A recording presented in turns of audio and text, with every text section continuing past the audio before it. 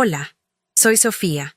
El día de mi boda, el que se suponía que era el más feliz de mi vida, mi propio padre me entregó un sobre vacío y me dijo que desapareciera de la familia para siempre. Esa fue mi liquidación.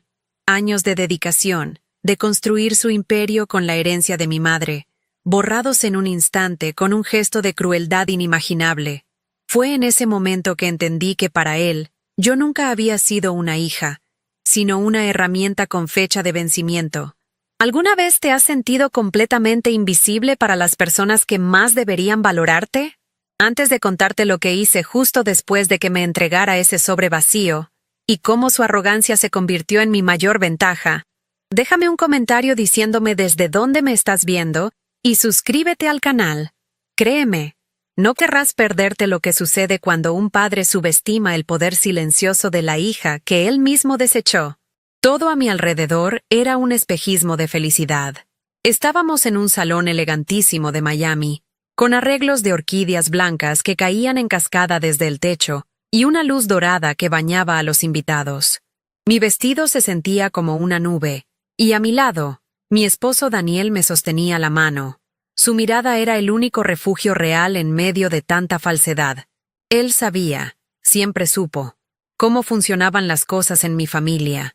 Veía más allá de las sonrisas forzadas y los abrazos vacíos de mi padre, Carlos, y mi hermano, Mateo. Mientras ellos brindaban por la familia y el éxito, yo sentía el peso de una farsa que estaba a punto de desmoronarse. El conflicto no era nuevo, simplemente había llegado a su punto de ebullición en el escenario más público y humillante posible, justo en el centro de mi propia celebración. Mi padre, Carlos, es un hombre construido a base de apariencias, siempre con su traje impecable, su reloj de lujo y una sonrisa de vendedor que nunca llega a sus ojos. Mi hermano, Mateo, es su réplica exacta, pero sin la astucia. Es pura superficialidad, un eco de la arrogancia de mi padre.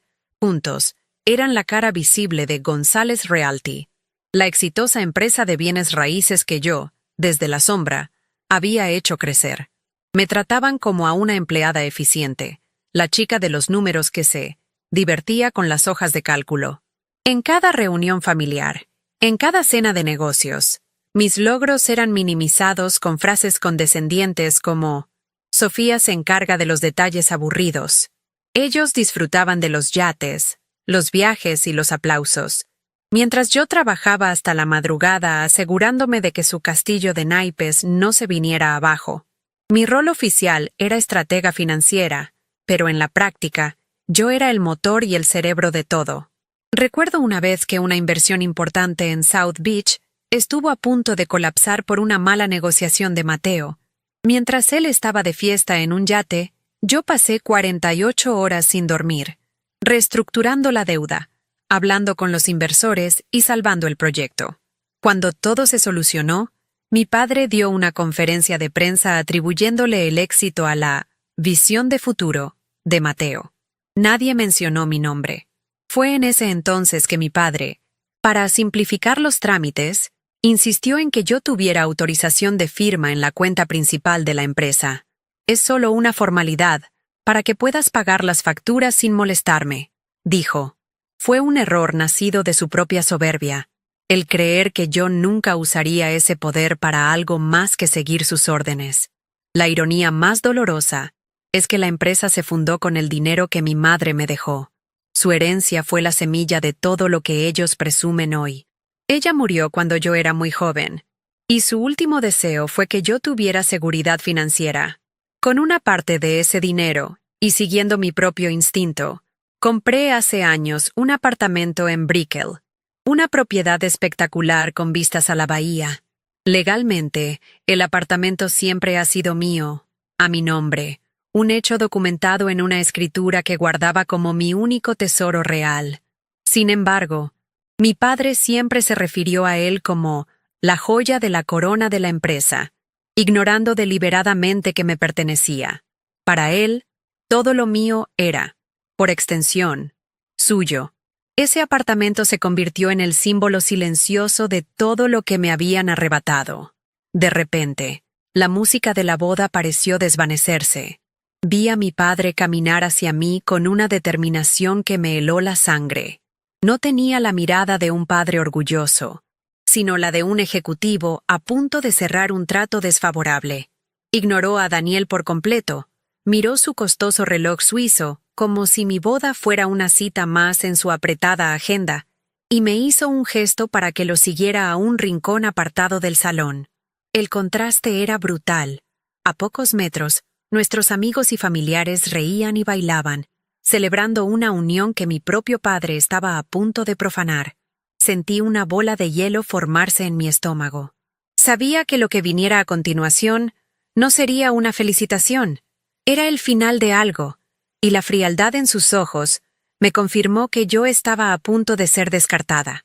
Nos detuvimos detrás de una columna de mármol, lejos de las miradas curiosas. El ruido de la fiesta se convirtió en un murmullo lejano. Él no perdió el tiempo en sutilezas.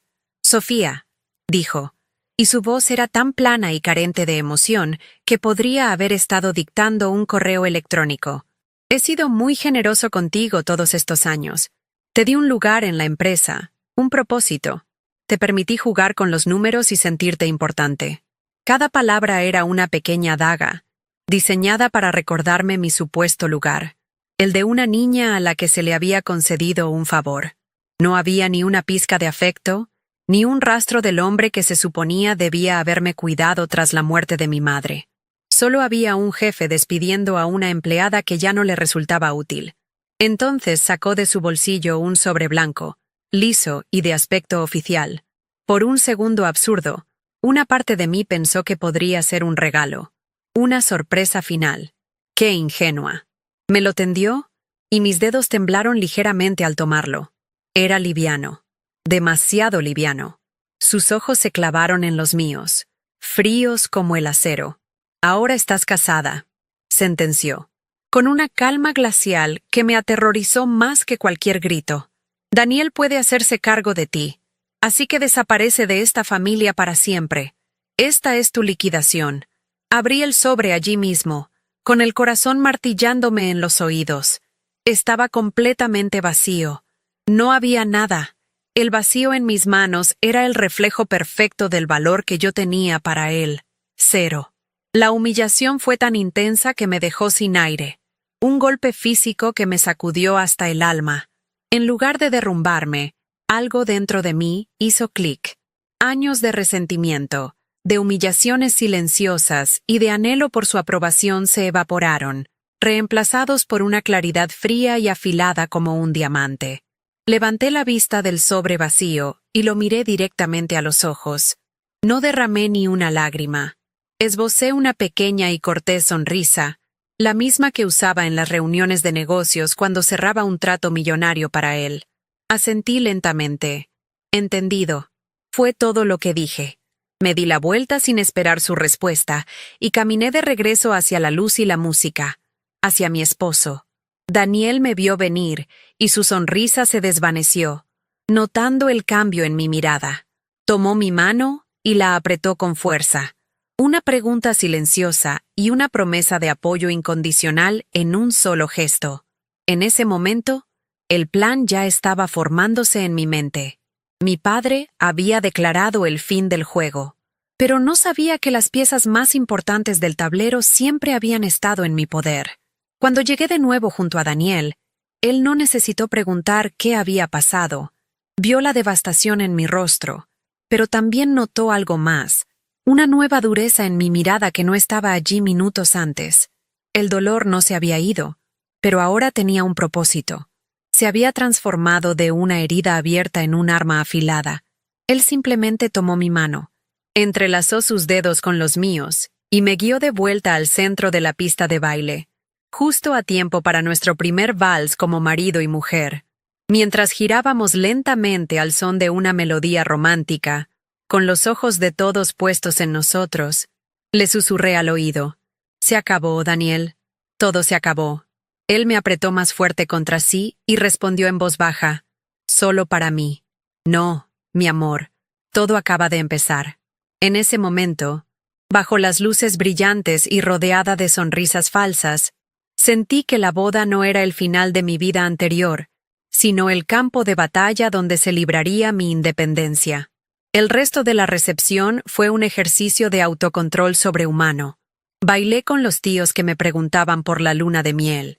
Sonreí a los socios comerciales de mi padre que elogiaban su generosidad, y acepté las felicitaciones de amigos que no tenían ni idea del veneno que corría bajo la superficie. Cada brindis, cada risa, cada felicidades, se sentía como una burla. Vi a mi padre y a Mateo en la barra, riendo a carcajadas, celebrando no mi boda, sino mi partida. Para ellos, era una transacción completada con éxito. Habían utilizado mi talento hasta el último momento, y ahora me desechaban como a un contrato vencido. La injusticia era tan palpable que casi podía saborearla, un gusto amargo y metálico en la boca que ni el champán más caro podía disimular. Me movía entre la gente como un fantasma en mi propia fiesta, observando el mundo que había construido para ellos, un mundo del que estaba a punto de desconectarme para siempre. La imagen del apartamento de Brickell no dejaba de aparecer en mi mente. Recuerdo una cena de Navidad, hace un par de años, en la que mi padre anunció con orgullo a toda la familia la adquisición de esa propiedad, describiéndola como el culmen de su visión de negocios. Yo, inocentemente, intenté aclarar que el apartamento lo había comprado yo, con mi dinero, como una inversión personal. Él se rió, una risa condescendiente que silenció la mesa, y me dio una palmadita en la cabeza. «Claro, Sophie, claro. Tú te diviertes con los papeles, pero deja las grandes decisiones a los hombres». Mateo se unió a la burla, diciendo que yo tenía suerte de que papá me dejara jugar al Monopoly con dinero de verdad. Nadie me defendió. Esa noche entendí que mi propiedad, mi dinero, mis ideas, todo era absorbido por la marca González, una marca de la que yo era la arquitecta invisible pero de la que nunca sería dueña. Ese apartamento, un activo de más de $2 millones, era mi única conexión tangible con la herencia de mi madre. El viaje desde el salón hasta el hotel fue silencioso. Las luces de Miami pasaban como destellos borrosos a través de la ventanilla del auto. Daniel conducía con una mano en el volante y la otra sosteniendo la mía con firmeza. No hacían falta palabras. Él había sido testigo silencioso de años de menosprecios, de reuniones en las que mis ideas eran presentadas por Mateo como propias, de celebraciones en las que mi trabajo era reducido a una anécdota sin importancia. Sabía que la herida era demasiado profunda para un simple «lo siento». Su silencio era respetuoso, un espacio seguro para que yo pudiera procesar la magnitud de la traición. Cuando llegamos a la suite nupcial, con sus pétalos de rosa esparcidos sobre la cama y una botella de champán enfriándose, la ironía nos golpeó a ambos. No era una noche de celebración, sino una víspera de guerra. La única promesa que nos hicimos esa noche no fue de amor eterno, sino de justicia. A la mañana siguiente, el sol que entraba por el ventanal no traía la calidez de un nuevo comienzo, sino la luz fría de la determinación. Sobre la mesita de noche, junto a mi teléfono, estaba el sobre vacío. Lo había dejado allí a propósito, como un recordatorio tangible de la anulación que había sufrido. Era mi combustible. Mientras Daniel pedía café, yo ya estaba abriendo mi computadora portátil. No busqué vuelos a las Maldivas ni hoteles de lujo para nuestra luna de miel. Abrí una carpeta encriptada que llevaba años preparando en secreto, una que contenía copias digitales de cada documento importante de mi vida, la escritura del apartamento a mi nombre, los extractos bancarios que demostraban que la entrada se pagó con los fondos de la herencia de mi madre, y, lo más importante, el poder notarial que mi padre me había hecho firmar para tener acceso total como firmante autorizada a la cuenta maestra de la empresa. Su arrogancia era tal que nunca imaginó que la niña de los números podría usar esas herramientas en su contra. Por un instante, mientras miraba la pantalla, una ola de pánico me invadió. Estaba a punto de destruir a mi propia familia, de cortar los lazos de sangre de la forma más definitiva posible. Un recuerdo fugaz de mi madre, de su sonrisa amable, me hizo dudar. ¿Es esto lo que ella hubiera querido? Sentí la mano de Daniel en mi hombro. ¿Estás bien?, preguntó suavemente. Le confesé mi duda, el peso de la decisión que estaba a punto de tomar. Él se arrodilló a mi lado, me miró a los ojos y dijo algo que lo cambió todo. Tu madre te dejó ese dinero para que fueras libre y feliz, no para que construyeras una jaula de oro para dos hombres que no te valoran.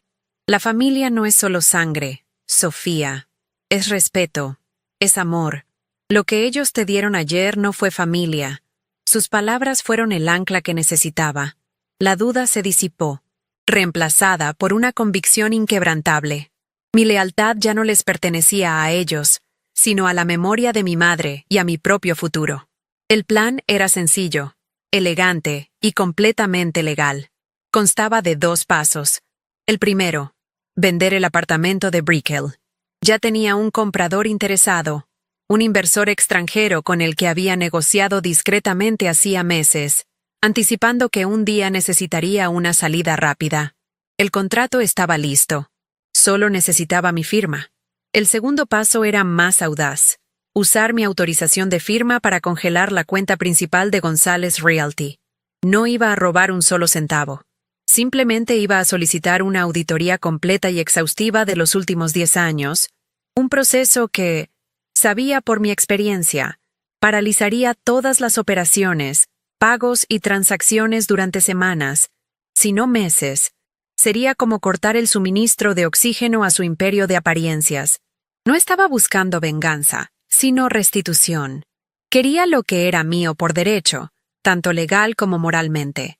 El resto de su castillo de naipes podía derrumbarse por su propio peso. Me vestí para la ocasión. Guardé el vestido de seda que había planeado para nuestro primer día de luna de miel, y en su lugar saqué un traje sastre de color gris oscuro, una blusa blanca y unos tacones bajos y serios. Era mi uniforme de batalla, la armadura que había usado en innumerables salas de juntas para defender sus intereses. Hoy, la usaría para defender los míos. Mientras me miraba en el espejo, no vi a la novia de ayer ni a la hija desechada. Vi a la estratega financiera que ellos mismos habían creado y subestimado. Habían afilado mis habilidades. Me habían enseñado a ser implacable en los negocios y a no dejar que las emociones nublaran mi juicio. Irónicamente, me habían preparado perfectamente para este momento. Daniel me esperaba en la puerta, con las llaves del auto en la mano. No preguntó a dónde íbamos. Él ya lo sabía. Justo cuando salíamos de la suite, mi teléfono sonó. Era Mateo. Dudé un segundo antes de contestar. Su voz sonaba despreocupada, casi alegre. ¿Qué tal, hermanita? ¿Disfrutando de la vida de casada? No te acostumbres a no hacer nada, ¿eh? Dijo, soltando una risita estúpida. Sentí una oleada de ira fría. Ni siquiera se le había ocurrido que yo pudiera estar dolida. Para él, la humillación de anoche fue un simple trámite administrativo. Estamos ocupados, Mateo. Respondí, con una voz tan plana que lo sorprendió. ¿Ocupados? ¿Pero no se iban hoy de viaje? Papá me dijo que ya no tenías que preocuparte por la oficina. Exacto, dije, y la doble intención en mi voz fue tan sutil que no la captó. Estoy resolviendo mis últimos pendientes. Que tengas un buen día. Colgué antes de que pudiera responder. La conversación, aunque breve, borró cualquier ápice de culpa que pudiera quedar. El trayecto en auto hacia el centro de Miami fue tenso. Cada semáforo en rojo parecía una eternidad. Pasamos frente al edificio de González Realty, con su logo dorado brillando bajo el sol de la mañana. Recordé las innumerables noches que pasé en esa oficina, sacrificando mi vida personal para asegurar su éxito, para ganar una aprobación que nunca llegaría. Vi el reflejo del rascacielos donde se encontraba mi apartamento, la joya de la corona que estaba a punto de arrancarles de las manos. No sentí tristeza, ni nostalgia, solo una extraña sensación de paz, la calma que precede a la tormenta. Estaba reclamando mi historia, mi trabajo, mi vida. Daniel no dijo nada, pero su presencia a mi lado era un ancla de fortaleza. Me estaba dando el espacio para ser la protagonista de mi propia liberación, sin interferir, solo apoyando. Finalmente, llegamos a un imponente edificio de cristal en Brickell Avenue. La oficina de la firma de abogados que había elegido era sobria y elegante. Un lugar donde se tomaban decisiones millonarias todos los días. Al entrar en el lobby de mármol frío, sentí que cruzaba un umbral invisible. Dejaba atrás a la Sofía que suplicaba por migajas de afecto, y me convertía en la mujer que tomaba el control de su destino. El abogado, un hombre mayor de aspecto serio, nos estaba esperando. Nos saludó con un apretón de manos firme, y nos guió a una sala de conferencias con una vista panorámica de la ciudad. Sobre la mesa de caoba pulida ya estaban extendidos los documentos. No había marcha atrás. Mi verdadera boda, la unión con mi propio futuro y mi independencia, estaba a punto de comenzar. El abogado, el señor Morales, deslizó suavemente la pluma sobre la mesa de caoba. Era pesada, un instrumento de poder, y sentí su frialdad en mis dedos cuando la tomé. Señora González, dijo con una formalidad que me resultó extraña y a la vez reconfortante. Una vez que firme aquí, la transferencia de la propiedad será irrevocable. Los fondos se depositarán en su cuenta personal en menos de 24 horas. ¿Está segura de que desea proceder? Levanté la vista y miré a Daniel, que estaba sentado a mi lado, en silencio. No me dio una respuesta, solo un leve asentimiento, un gesto que decía, confío en ti. Esta es tu decisión. Esa confianza silenciosa fue todo lo que necesité. Miré de nuevo el documento, el papel que contenía mi libertad financiera, la herencia de mi madre convertida en mi escape. No había duda en mi mente. Era el movimiento más seguro y aterrador de mi vida, y estaba completamente lista para hacerlo.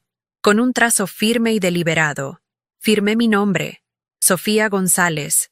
Pronto sería Sofía Herrera, el apellido de Daniel, pero en ese documento, mi nombre de soltera se sentía como una declaración de guerra y de independencia. No hubo un trueno ni un destello de luz, solo el sonido silencioso de la tinta secándose en el papel. Le entregué la pluma al señor Morales, y una sensación de calma absoluta me invadió.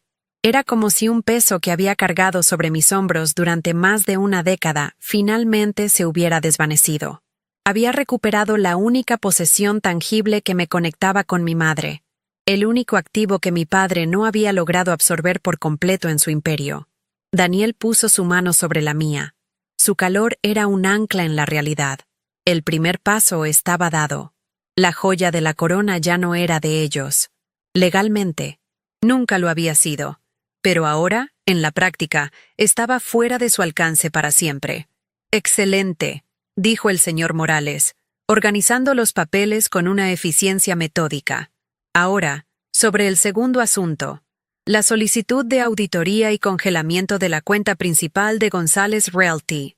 Como firmante autorizada, usted tiene todo el derecho legal de solicitarlo, especialmente si sospecha de mala administración o irregularidades, lo cual, dadas las circunstancias, es una justificación más que razonable. Sacó otro formulario y me señaló una línea. Solo necesito su autorización verbal por teléfono con el gerente de su banco, con quien ya hemos concertado una llamada, y su firma aquí como respaldo. Miré el nombre de la empresa impreso en la parte superior del documento, González Realty, el nombre que había ayudado a construir, el legado que ahora estaba a punto de desmantelar, o al menos, paralizar. Esto se sentía diferente, más directo. No era recuperar lo mío, era un ataque frontal, pero era necesario. Era la única manera de asegurarme de que no pudieran usar sus recursos para venir por mí. Tomé el teléfono que el abogado me ofreció. Al otro lado de la línea estaba la voz familiar de Michael, el gerente de la sucursal bancaria con la que había tratado durante años. ¿Sofía? ¡Qué sorpresa! El señor Morales me informó que llamarías. ¿Todo en orden? Su tono era cordial, ajeno a la tormenta que estaba a punto de desatar. Respiré hondo, canalizando la misma profesionalidad fría que usaba en las negociaciones más duras. «Hola, Michael». «Sí, todo en orden. Necesito solicitar un bloqueo inmediato en la cuenta maestra número 7458 y una auditoría completa de los últimos 10 años. Tengo razones para creer que hay irregularidades financieras que deben ser investigadas a fondo». Hubo un silencio en la línea. Pude imaginarlo al otro lado, frunciendo el ceño, confundido. «Una auditoría completa. Sofía, Eso paralizará todas las operaciones. ¿Estás segura? ¿Carlos está al tanto? Estoy segura, respondí, con una voz que no admitía réplica. Y no, él no está al tanto. Proceda de inmediato, por favor. Justo después de colgar, mientras el señor Morales verificaba los últimos detalles, mi teléfono personal vibró sobre la mesa. Era un mensaje de Mateo. Lo abrí, y una foto llenó la pantalla. Él y mi padre en un campo de golf, sonriendo, con el sol de Miami a sus espaldas. El texto debajo decía: disfrutando del primer día de tu libertad. Papá y yo acabamos de cerrar el trato de Key Biscayne. Un par de millones más para el imperio. ¡Salud! Sentí una punzada de hielo en el pecho. La arrogancia, la completa y absoluta ceguera ante el dolor que me habían causado, era asombrosa. Estaban celebrando mi exilio mientras cerraban un trato que yo había estructurado durante meses. Ese mensaje, en ese preciso instante, fue un regalo. Borró cualquier vestigio de culpa, cualquier duda persistente. Eran incapaces de ver más allá de su propio ego. Me demostraron, una vez más, que para ellos yo nunca había existido más allá de mi utilidad. Salimos del edificio y el aire húmedo de Miami se sintió diferente, más ligero. Daniel me abrió la puerta del coche y, una vez dentro, me preguntó suavemente: ¿y ahora qué? Lo miré, y por primera vez en 24 horas, una sonrisa genuina se dibujó en mi rostro. Ahora esperamos, le dije. El pánico es un animal ruidoso y predecible. No tardarán en empezar a gritar. Él sonrió también, entendiendo perfectamente. No se trataba de una venganza explosiva, sino de una implosión controlada. Habíamos retirado la pieza clave que sostenía toda su estructura, y ahora solo era cuestión de tiempo antes de que todo el edificio comenzara a temblar. Condujo sin un destino fijo, simplemente alejándose del distrito financiero, de la vida que yo estaba dejando atrás. Por primera vez, el futuro no era un plan de negocios a 5 años, sino un lienzo en blanco. Mientras conducíamos por Coconut Grove, con sus árboles frondosos creando túneles de sombra sobre la carretera, sentí una extraña melancolía. No era arrepentimiento, sino el duelo por la familia que debería haber tenido. Recordé un día de campo en ese mismo parque con mi madre, antes de que enfermara. Ella me había dicho: nunca dejes que nadie te haga sentir pequeña, mi Sophie, ni siquiera si comparten tu sangre. En ese momento, sentí que finalmente estaba cumpliendo su deseo. Estaba reclamando mi tamaño, mi espacio, mi valor. Las lágrimas que no había derramado en la boda finalmente brotaron, pero no eran de dolor o humillación. Eran lágrimas de liberación, de una tristeza profunda pero sanadora. Daniel detuvo el coche, me rodeó con sus brazos y me dejó llorar, entendiendo que a veces, para empezar de nuevo, primero hay que despedirse de los fantasmas del pasado. Después de unos minutos, mi teléfono sonó, interrumpiendo el silencio. No era el número de mi padre ni el de mi hermano. En la pantalla aparecía el nombre: Ricardo Acosta. Contabilidad. Ricardo era el contador jefe de la empresa. Un hombre mayor, meticuloso y nervioso, que siempre me había tratado con respeto. Contesté, poniendo mi voz más profesional. «Sofía», dijo, y su voz temblaba ligeramente. «Perdona que te moleste en tu luna de miel, pero ¿qué está pasando? Acabo de recibir una notificación del banco. Un bloqueo total de la cuenta principal. Todas las transferencias programadas han sido rechazadas, incluyendo la nómina. Dicen que es por una auditoría que tú solicitaste. Debe haber un error, ¿verdad? Las primeras ondas de choque habían llegado a la orilla. La máquina se había detenido. Mantuve la calma, sabiendo que mi reacción marcaría el tono de lo que vendría después. No hay ningún error, Ricardo, respondí con una voz serena y firme. Es un procedimiento necesario que he iniciado. Te pido que cooperes plenamente con los auditores cuando se pongan en contacto contigo. Por ahora, no puedo darte más detalles, pero te aseguro que todo lo que estoy haciendo es completamente legal y está dentro de mis atribuciones. Podía oír su respiración agitada al otro lado. Estaba aterrorizado, atrapado entre la lealtad a mi padre y la autoridad que yo representaba en ese momento. Pero Carlos, balbuceó. Ricardo, lo interrumpí suavemente. Haz lo que te he pedido. Ya me encargaré yo de hablar con Carlos. Colgué, dejando la frase suspendida en el aire. La calma antes de la verdadera tormenta. Llegamos al Hotel Boutique en South Beach, que Daniel había reservado para nuestras primeras noches como marido y mujer. Era un lugar pequeño, íntimo, a un mundo de distancia de los ostentosos resorts que mi padre frecuentaba. Mientras deshacía la maleta, una sensación de irrealidad me envolvió. ¿Realmente había hecho todo eso? ¿Había vendido mi apartamento y congelado el imperio familiar en menos de 3 horas? Era como si hubiera estado observando a otra persona tomar esas decisiones. Puse mi teléfono a cargar sobre la mesita de noche. Apenas lo había conectado cuando la pantalla se iluminó de nuevo, vibrando con una insistencia furiosa. No necesité mirar 2 veces. El nombre que brillaba en la pantalla era el que había estado esperando. Papá.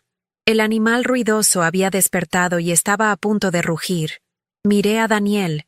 Él me devolvió la mirada, y respiré hondo antes de deslizar el dedo para aceptar la llamada. La voz de mi padre estalló en el teléfono, un torbellino de furia contenida que distorsionaba sus palabras.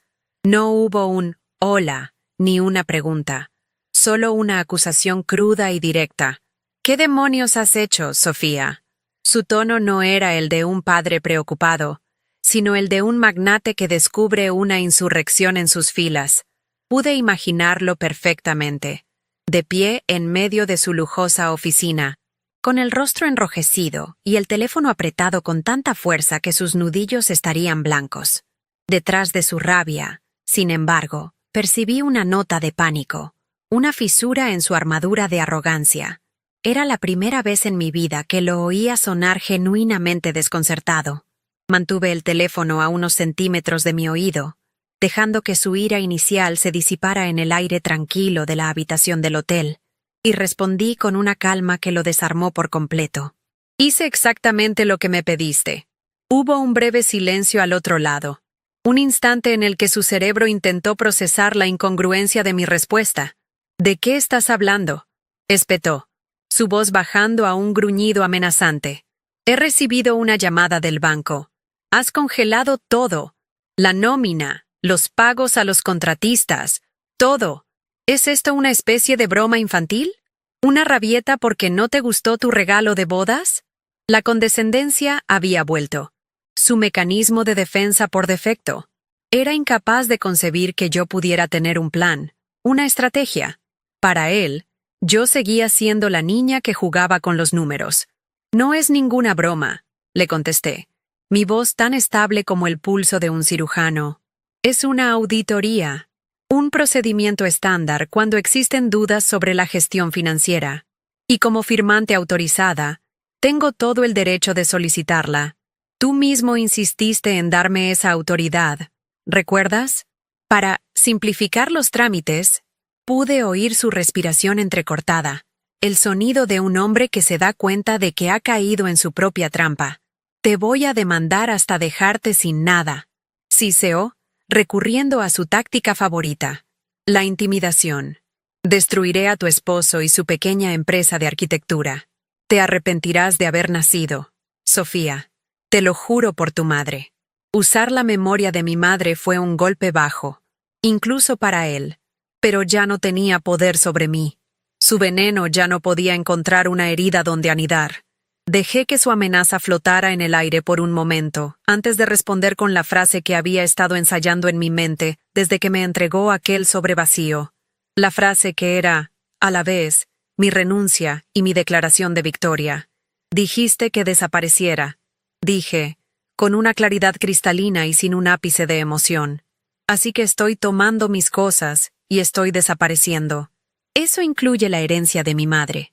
El silencio que siguió a mis palabras fue absoluto, tan denso que casi podía sentir su peso a través del teléfono. No fue un silencio de confusión, sino de comprensión. Por primera vez, entendió que esto no era un impulso, sino una ejecución. Había perdido el control, y para un hombre como mi padre, perder el control era peor que perder dinero. Podía imaginar su mente acelerada, repasando cada documento, cada conversación, tratando de encontrar una escapatoria, una debilidad en mi posición, y dándose cuenta de que no había ninguna. Yo había construido su imperio con una meticulosidad a prueba de balas, y ahora estaba usando esa misma meticulosidad para desmantelar mi conexión con él. Sin decir una palabra más, sin un adiós, finalicé la llamada. Coloqué el teléfono suavemente sobre la cama, sintiendo un agotamiento profundo, pero también una extraña ligereza. La guerra había comenzado. Y yo había disparado el primer y único tiro necesario. Daniel, que había permanecido de pie junto a la ventana durante toda la llamada, se acercó y me rodeó con sus brazos. No dijo, «Te lo dije», ni «Estoy orgulloso de ti». Simplemente me sostuvo, permitiéndome sentir el temblor que recorría mi cuerpo, la adrenalina de la confrontación finalmente desvaneciéndose. Apoyé mi cabeza en su pecho, escuchando el latido constante y tranquilizador de su corazón, el sonido de la normalidad, de la vida real. Apenas unos minutos después, mi teléfono volvió a sonar. Esta vez, era Mateo. Su tono era completamente diferente al de mi padre. No había furia, solo un pánico agudo y suplicante. «Sophie, ¿qué está pasando? Papá está como loco. Está gritando que lo has arruinado todo. Tienes que arreglar esto. Llama al banco y diles que fue un error. Por favor. Sophie, somos familia». La palabra familia en sus labios sonaba hueca. Una herramienta que sacaba solo cuando la necesitaba. Respiré hondo, reuniendo la última pizca de energía que me quedaba para esta batalla. «No hay nada que arreglar, Mateo», le dije, y mi voz sonaba distante, como si le hablara a un extraño. «La cuenta permanecerá congelada hasta que la auditoría se complete. Puede tardar semanas, quizás meses». Pude oír un gemido de desesperación. «Meses. Sofía, no podemos sobrevivir meses sin acceso a esa cuenta. Tenemos pagos que hacer. El trato de Kay Biscayne se va a caer». Su pánico era casi cómico. Por primera vez en su vida, se enfrentaba a una consecuencia real de sus acciones, o más bien, de su inacción. «Y hay algo más que deben saber», añadí, asestando el golpe final. «El apartamento de Brickell. Lo vendí esta mañana. Los fondos ya no forman parte del patrimonio de la empresa, porque nunca lo fueron. Eran míos». El silencio que siguió fue aún más profundo que el de mi padre. Era el sonido de la realidad derrumbando su mundo de fantasía. Colgué antes de que pudiera responder. No había nada más que decir. Me dejé caer en el borde de la cama, sintiendo el peso de las últimas 24 horas. Había cortado el cordón umbilical de la manera más brutal y definitiva posible. Ya no era Sofía González, la hija obediente, la empleada silenciosa. Era solo Sofía. Y por primera vez, esa idea no me aterrorizaba, sino que me llenaba de una calma inmensa. Daniel se sentó a mi lado y tomó mi mano. «Se acabó», susurró. Asentí, aunque sabía que para ellos, el caos apenas comenzaba. Pero su caos ya no era mi responsabilidad. Mi única responsabilidad ahora era construir una vida lejos de las ruinas de la que acababa de abandonar. Una vida basada en el respeto y el amor que Daniel y yo compartíamos, y en la fortaleza que acababa de descubrir en mí misma. Justo en ese momento, una notificación apareció en la pantalla de mi portátil, que seguía abierto sobre el escritorio. Era un correo electrónico del señor Morales. El asunto era simple. Transferencia completada. Mi corazón dio un vuelco. Lo abrí y leí las palabras que confirmaban que la suma de la venta del apartamento, una cifra con 7 ceros, había sido depositada exitosamente en mi cuenta personal. Era real. La herencia de mi madre, el fruto de mi trabajo y mi previsión, estaba finalmente a salvo, en mis manos, lejos de su alcance. Era más que dinero. Era mi billete de salida, mi red de seguridad, la prueba tangible de que mi madre había querido protegerme. Era la justicia poética definitiva contra el sobre vacío que aún yacía sobre la mesita de noche, un símbolo patético de su intento de anularme. Le mostré el correo electrónico a Daniel. Él leyó el mensaje. Luego abrió la aplicación del banco en mi teléfono. Juntos, miramos el saldo. El número era tan grande que parecía irreal. No sentimos una oleada de euforia por la riqueza, sino una profunda sensación de alivio. Era el fin de la precariedad emocional en la que había vivido durante tanto tiempo. Era la confirmación de que mi futuro ya no dependía de la aprobación de nadie. Daniel me besó en la frente. Tu madre estaría muy orgullosa de ti, dijo en voz baja. Y por primera vez, le creí. Creí que mi madre no habría querido que yo me sacrificara en el altar de una familia que no me amaba, sino que luchara por mi felicidad, tal como ella lo había hecho. Cerré el portátil, desconectándome simbólicamente de todo lo que representaba. El ruido de sus vidas, sus llamadas desesperadas, sus problemas autoinfligidos, todo empezó a desvanecerse. Miré a mi alrededor, a la habitación de hotel soleada, a mi esposo, cuyo amor era el único imperio que me importaba. Una nueva claridad se apoderó de mí. No íbamos a pasar los próximos días esperando el siguiente movimiento de mi padre o regodeándonos en su caída. Íbamos a vivir. Me volví hacia Daniel, una sonrisa genuina, la primera en mucho tiempo, iluminando mi rostro. ¿Sabes qué?, le dije, sintiendo una ligereza que nunca antes había experimentado. ¿Qué tal si empezamos nuestra luna de miel ahora mismo? Un vuelo a cualquier lugar, lejos de aquí, solo tú y yo. Él me devolvió la sonrisa, sus ojos brillando de amor y aventura. Estaba esperando que lo dijeras. Apenas unas horas después de cortar lazos con mi pasado, el mundo se sentía vasto y lleno de posibilidades. Sentados en la terraza de nuestra suite en South Beach, con el sonido de las olas de fondo, Daniel y yo buscábamos vuelos en mi computadora. Lisboa, Roma, Kioto. Los nombres de las ciudades eran como promesas de un futuro sin cadenas. Por primera vez en mi vida, no estaba planificando una estrategia de inversión o un presupuesto trimestral, sino mi propia felicidad. Estaba a punto de confirmar 2 boletos a Portugal, cuando un ruido violento y repentino rompió la paz. Alguien estaba golpeando la puerta de nuestra habitación, no con los nudillos, sino con el puño cerrado. Una serie de golpes frenéticos y llenos de furia que hicieron vibrar las paredes. Nos miramos. El aire se cargó de tensión. La calma que tanto me había costado conseguir se hizo añicos. El pasado no estaba dispuesto a dejarme ir tan fácilmente. Daniel se levantó de inmediato y caminó en silencio hacia la puerta, mirando por la mirilla.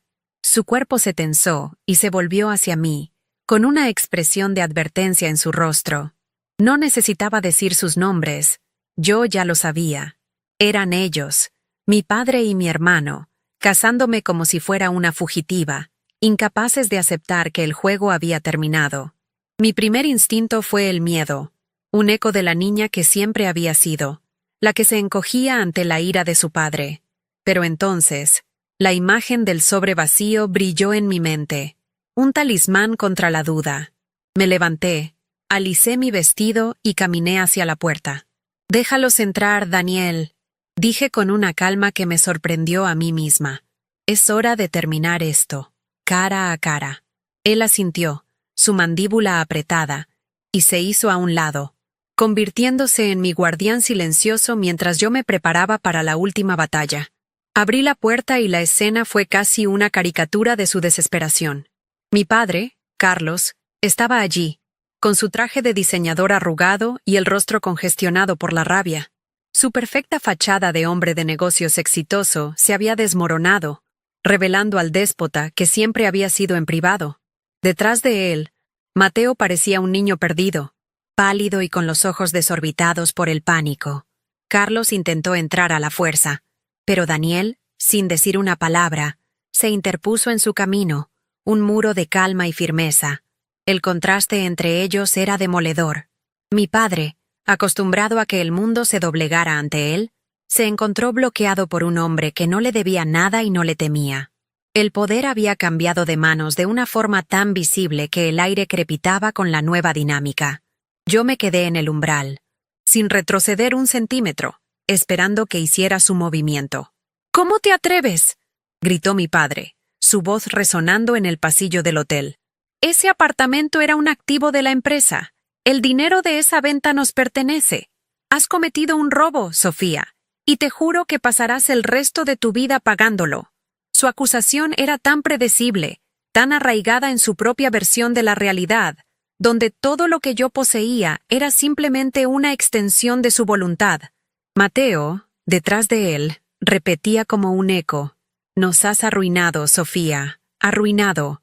Escuché sus palabras sin que me afectaran. Eran el ruido de un motor que se ahoga, las chispas finales de un poder que se extingue. Ya no me sentía intimidada. Solo sentía una especie de lástima por su ceguera, por su incapacidad de ver la verdad, incluso cuando estaba a punto de golpearlos en la cara. Con un movimiento lento y deliberado, saqué mi teléfono del bolsillo. Sin decir una palabra, abrí la carpeta encriptada que había sido mi santuario secreto durante años y seleccioné un archivo. Giré la pantalla hacia mi padre. Era una copia digital nítida y clara de la escritura de propiedad del apartamento de Brickell. Mi nombre, Sofía González, figuraba como única propietaria. La fecha de la firma era de hacía casi 10 años, y la fuente de los fondos estaba claramente detallada como herencia de Elena Morales, el nombre de soltera de mi madre. El apartamento nunca fue un activo de la empresa, dije, mi voz tranquila pero cortante como el cristal. Fue comprado con el dinero de mamá, y tú mismo lo pusiste a mi nombre. ¿Quizás lo hiciste para evadir impuestos en ese momento? No lo sé. Pero legalmente, siempre ha sido mío. Aquí está la prueba irrefutable. El rostro de Carlos pasó del rojo furioso al blanco pálido en cuestión de segundos. Se quedó mirando la pantalla del teléfono, sus ojos recorriendo el documento una y otra vez, como si no pudiera creer lo que veía. La arrogancia se desvaneció, reemplazada por una comprensión atónita. Había sido derrotado por un detalle, una formalidad legal que en su soberbia había considerado insignificante. Había subestimado a la niña de los números, y ahora esos mismos números y documentos se habían convertido en las barras de su jaula. Se dio cuenta, en ese instante, de que no tenía ningún recurso legal. Su amenaza de demandarme era tan vacía como el sobre que me había entregado. El hombre que construyó su vida sobre contratos y cláusulas había sido vencido por el contrato más simple de todos, el que él mismo había firmado. Viendo a su padre flaquear, Mateo dio un paso adelante, cambiando de táctica. Intentó apelar a una emoción que él mismo rara vez demostraba. «Sophie, por favor», suplicó, su voz temblorosa, «olvida los papeles. Piensa en nosotros, en la familia. ¿Qué diría mamá si te viera hacer esto? Ella querría que nos mantuviéramos unidos, que protegiéramos su legado, la empresa. Usar la memoria de mi madre de esa manera fue el último insulto, la manipulación más desesperada y vil. Fue en ese momento que cualquier resquicio de duda o compasión que pudiera haber sentido se extinguió para siempre. Se atrevían a hablar de su legado cuando habían pasado años profanándolo, usando el dinero que ella me dejó para financiar sus vidas de lujo, mientras me trataban como a una sirvienta. Una sonrisa fría se dibujó en mis labios. Me di la vuelta. Entré en la habitación y recogí el sobre blanco de la mesita de noche. Regresé a la puerta y lo sostuve frente a sus caras, entre ellos y yo. El legado de mamá era para mí, para mi seguridad. Y esto, dije, agitando el sobre vacío, es lo que ustedes consideran familia. Esta es la liquidación que me ofrecieron por una vida de trabajo. Me echaron. ¿Recuerdas, papá? Desaparece de esta familia para siempre. Cada palabra era precisa, un golpe certero. El sobre, su símbolo de mi anulación, se había convertido en mi estandarte de justificación. Era la prueba física y tangible de su crueldad, y frente a ella, todas sus súplicas sobre la familia sonaban a una hipocresía grotesca. Luego, fijé mi mirada en mi padre. Una mirada directa y sin miedo, como nunca antes me había atrevido a sostener. Tú me diste mi finiquito. Yo simplemente lo acepté y lo completé con los activos que legalmente me correspondían. La auditoría que solicité, continué, viendo cómo su rostro se contraía al recordarlo. Es solo una formalidad para asegurar que mi liquidación sea completa. Quiero asegurarme de que cada centavo de mi trabajo y de la herencia de mi madre esté contabilizado. Después de todo, me enseñaste a ser meticulosa. La implicación era clara. No solo estaba reclamando lo mío, sino que estaba sugiriendo que ellos podrían haber hecho algo indebido, poniendo en duda su integridad y dejándolos a merced de una investigación que ellos no podían controlar. Les había quitado el poder usando las mismas herramientas que me habían dado. Carlos me miró, y por primera vez en mi vida, no vi ira, ni desprecio, ni arrogancia. Vi derrota, una derrota total y absoluta. No había nada que pudiera decir o hacer. Había sido superado en su propio terreno, el de la estrategia y la ley. Su imperio, que ahora estaba financieramente paralizado, dependía de la hija a la que había desechado. Era una ironía tan amarga que casi podía saborearla. Sin pronunciar una sola palabra más, se dio la vuelta y se alejó por el pasillo. Su espalda, normalmente erguida con soberbia, estaba ligeramente encorvada. Mateo, tras una última mirada de pánico y resentimiento hacia mí, corrió tras él como un perro faldero. La puerta de nuestra suite permaneció abierta, enmarcando su patética retirada. Cerré la puerta con suavidad, y el clic del cerrojo sonó como el punto final de una larga y dolorosa oración. El silencio que llenó la habitación era diferente. Ya no era tenso, sino pacífico, limpio. Me apoyé en la puerta, sintiendo cómo la adrenalina abandonaba mi cuerpo, dejándome exhausta pero increíblemente ligera. Daniel me rodeó con sus brazos. Su abrazo era un refugio. No había habido gritos por mi parte. No había habido lágrimas. Solo la fría y tranquila exposición de la verdad. Había ganado, no destruyéndolos, sino simplemente reclamando lo que era mío. Volví a la computadora. Borré el historial de búsqueda de vuelos y abrí una nueva pestaña. Compré 2 boletos de primera clase, solo de ida, a Lisboa. Salían en 5 horas. Nuestro verdadero futuro, uno que construiríamos juntos y lejos de las sombras, estaba a punto de comenzar. El vuelo a Lisboa se sintió como un portal a otra dimensión.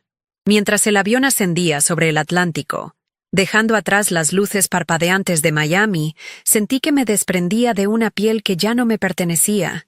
En mi mente no quedaba la furia de mi padre ni el pánico de mi hermano, sino la imagen de sus espaldas encorvadas mientras se alejaban por el pasillo del hotel. Era una imagen de poder evaporado, de una autoridad que se había derrumbado sobre su propio peso. Daniel dormía a mi lado, su mano descansando sobre la mía, y yo me quedé despierta, mirando la oscuridad infinita a través de la ventanilla. No sentía euforia, ni siquiera alivio en ese momento. Sentía una calma vacía, el silencio que queda después de que una tormenta ha arrasado con todo lo que conocías. Era el sonido de un lienzo en blanco, aterrador y, por primera vez, lleno de promesas. Las primeras semanas en Portugal fueron un borrón de nuevos sabores, calles empedradas y el sonido de un idioma que no entendía del todo, lo cual era una bendición. Nos instalamos en un apartamento alquilado en el barrio de Alfama, con vistas a los tejados rojos y al río Tajo. No era lujoso como el penthouse de Brickell. Era pequeño, con paredes imperfectas y el encanto de la historia. Pero era nuestro. Cada mañana, comprábamos pasteles de nata en una panadería local y nos sentábamos en nuestro pequeño balcón, simplemente observando la vida pasar. Aquí, nadie sabía quiénes eran los González. Yo no era la hija de nadie, la empleada de nadie. Era solo Sofía, una mujer que paseaba de la mano con su esposo. La libertad era tan abrumadora que a veces me dejaba sin aliento. Era la primera vez que mi valor no estaba atado a una hoja de cálculo o a un balance financiero. Un mes después de nuestra llegada, recibí un correo electrónico conciso del señor Morales. La auditoría en González Realty había avanzado lo suficiente como para descubrir un desastre. Aparentemente, Mi padre y Mateo habían estado usando fondos de la empresa para cubrir deudas de juego de Mateo y financiar un estilo de vida que ni siquiera sus inflados salarios podían sostener. Habían falsificado informes para asegurar préstamos y engañado a inversionistas. Mi solicitud de auditoría no había sido una bomba, sino simplemente el detonador que activó una bomba que ellos mismos habían construido. Varios socios importantes, al enterarse del bloqueo y de la investigación, habían retirado su apoyo, provocando un colapso en cascada. La empresa se estaba desmoronando, no por mi acción, sino por su propia podredumbre interna. Un par de semanas más tarde, llegó una segunda comunicación. Era una oferta formal de los abogados de mi padre. Retiraría todas las acusaciones y me ofrecería un acuerdo de confidencialidad a cambio de una suma considerable si yo detenía la auditoría y liberaba la cuenta principal. La propuesta era un insulto, una prueba más de que creía que todo, incluso mi dolor, tenía un precio. Leí el correo electrónico a Daniel, quien simplemente levantó una ceja. Mi respuesta al señor Morales fue aún más corta que su correo. Rechace la oferta. No hay contraoferta. Proceda con todo el peso de la ley. No quería su dinero sucio. No quería nada de ellos. Solo quería que el capítulo se cerrara legalmente, limpiamente, para que nunca más pudieran intentar arrastrarme de vuelta a su caos. Mi silencio era mi respuesta final. Mateo intentó un último y patético acercamiento. Dejó un mensaje de voz en mi antiguo número, que yo mantenía activo por si acaso. Su voz, entrecortada por sollozos fingidos, era una mezcla de súplica y acusación. Nos has destruido, Sophie. A tu propia familia. Papá está enfermo de estrés. ¿Es esto lo que querías? ¿Verlo sufrir? Todo por dinero. Siempre fuiste fría, como mamá. Escuché el mensaje una sola vez, sentada junto a Daniel. La mención de mi madre, usada como un arma final, no me dolió. Solo me confirmó la distancia insalvable entre nosotros. Ya no había nada que decir. Borré el mensaje y luego bloqueé su número. El último puente había sido quemado, y sentí que una brisa fresca entraba por la ventana. Con el dinero de la venta del apartamento, vivimos cómodamente mientras reinventábamos nuestras vidas. Daniel, liberado de la sombra de mi familia, comenzó a dibujar de nuevo con una pasión que yo no le había visto en años. Conectó con una pequeña firma de arquitectos en Lisboa, fascinados por su visión moderna. Yo, por mi parte, usé mis conocimientos para invertir mi capital de forma inteligente y segura, creando un futuro estable para nosotros. Y lo más importante, me convertí en la socia de Daniel. Juntos, fundamos un pequeño estudio, Herrera Design. Él era el alma creativa, y yo la estratega que hacía que todo funcionara. Éramos un equipo, iguales en todo. La dinámica era tan sana, tan respetuosa, que a veces me maravillaba de lo simple que podía ser una relación cuando se basaba en el amor y no en el poder. Aproximadamente un año después de nuestra llegada a Lisboa, la vida nos dio el regalo más hermoso. Descubrí que estaba embarazada. La noticia nos llenó de una alegría serena y profunda. Íbamos a crear nuestra propia familia, una basada en principios completamente diferentes a los que yo había conocido.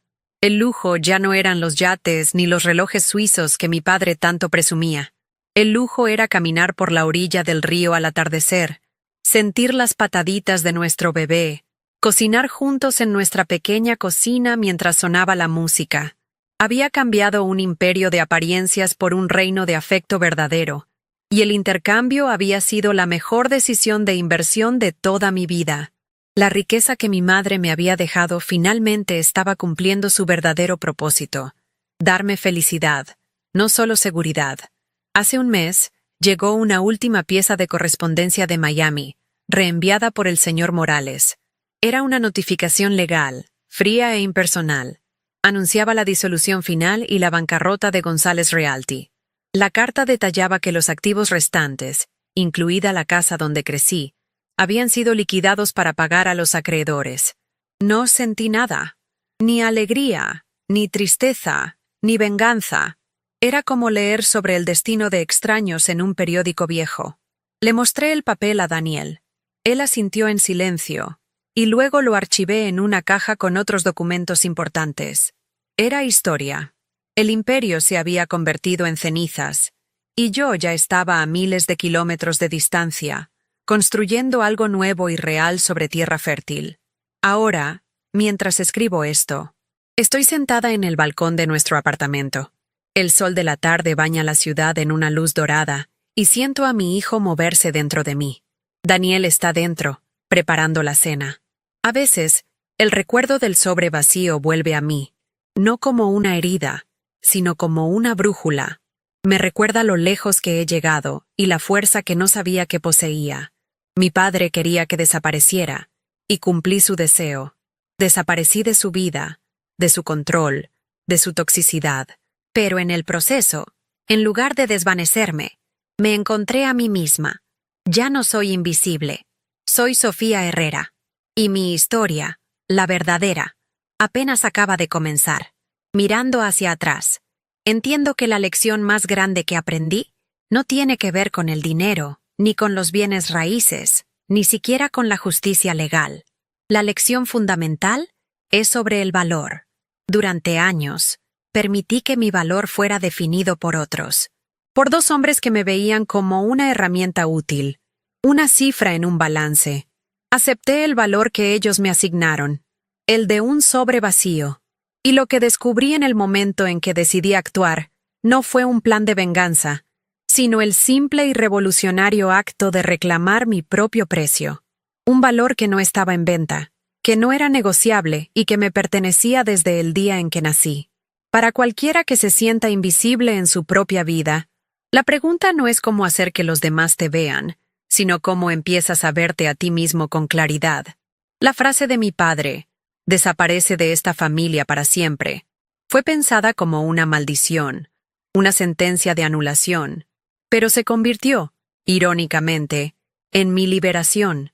Me dio el permiso que yo misma no me atrevía a tomar, el permiso para irme.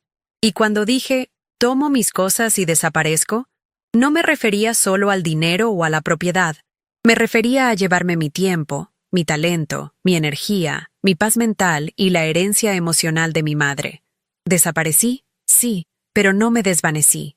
Simplemente me trasladé a un lugar donde mi presencia no solo era visible, sino celebrada. A veces, el acto más poderoso de autoafirmación no es luchar por un lugar en una mesa donde no te quieren, sino tener el coraje de construir tu propia mesa, en otro lugar, con tus propias reglas. También aprendí la dolorosa pero necesaria verdad sobre la palabra familia. Creemos que es un lazo inquebrantable definido por la sangre, pero no lo es. La verdadera familia es un verbo.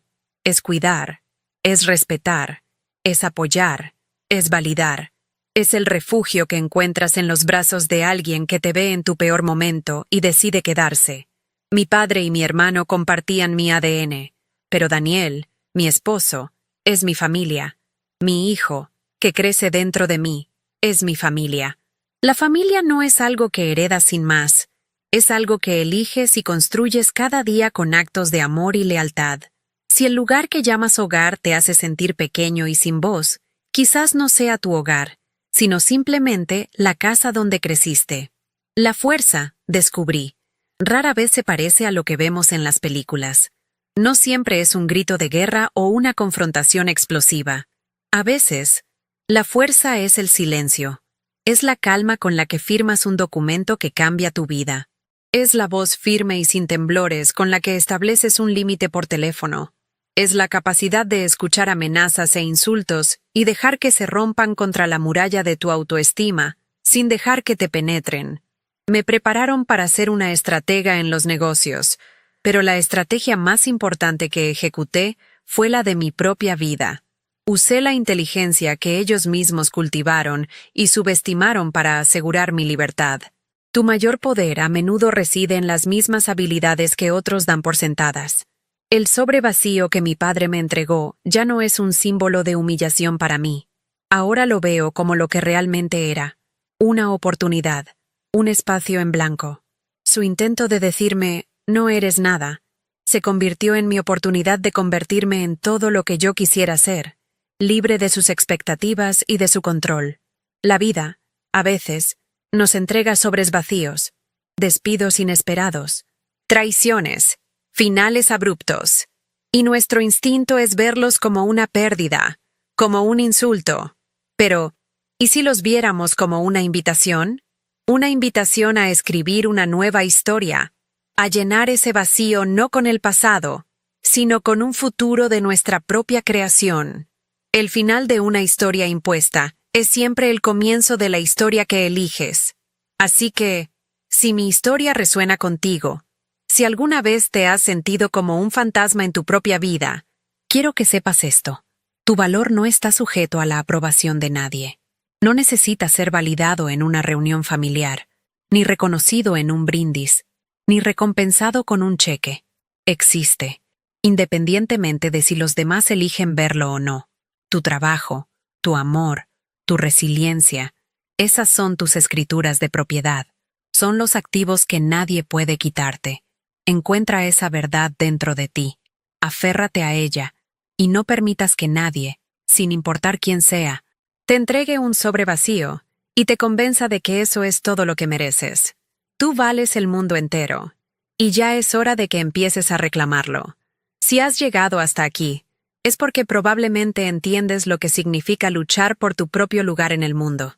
Me encantaría que dejaras un comentario contándome una sola palabra que describa tu propia fuerza interior. ¿Es resiliencia? ¿Coraje?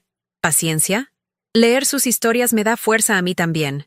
Y si crees, como yo, que es vital compartir estos testimonios de supervivencia y autoafirmación, suscríbete al canal y activa las notificaciones. Juntos, podemos construir una comunidad que nos recuerde a todos que, aunque alguien intente borrarnos, nuestra historia merece ser contada y escuchada. Gracias por acompañarme en este viaje.